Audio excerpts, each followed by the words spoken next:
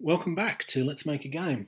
In this video I would like to briefly discuss a small utility that I've made which generates names for inns or taverns that are suitable for a medieval European setting or a fantasy setting that's sort of similar to medieval Europe. As you can see, it's very straightforward. I haven't added graphics or anything. Just uses the default layout, and you enter how many names you want to generate, with 10 as the default, and it generates them. So we have, in this case, the Rabbit and Maid, the Gate, the Two Flutes, the Two New Stars, the Grey Arm, the Banquet, the Ragged Promise, the Basket and Rose, the Golden Crown, the Ship and Star. And that's all it is. Let's do it one more time. The dozen garlands, the man's bell, the dozen brass hens, the wise revenge, the brass widow, the seven swords, the cat's ruin, the garland and crown, the bell and flute, and the star and swan.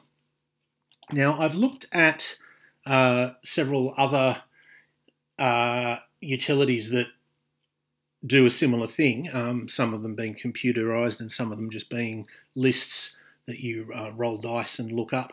And they have tended towards more fantastical names. So they have stuff like the Griffin and Goblin, or you might end up with names like that, the Griffin and Goblin, or the Mage's Smile, or something like that. And I've deliberately avoided those sort of elements, just because I thought, even if dragons and beholders and stuff actually exist in the world, if there's inns and taverns, that's a fairly civilized place, and they're probably not everyday things. Like, even if dragons exist, most people are probably going to be more familiar with bulls and roses and cows and stuff than they are with the details of of monsters.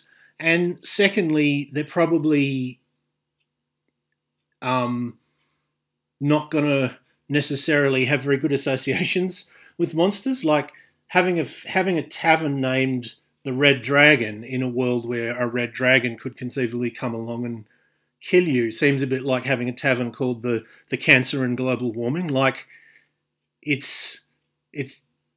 doesn't seem like something people would choose to use as a name. But look, you may disagree. That was just the choice that I made, and it's far from the first of its kind. I know that, but if you're interested, you can download it using the link in the description. So I hope that's useful or interesting to at least some of you, and I hope you will tune in next time.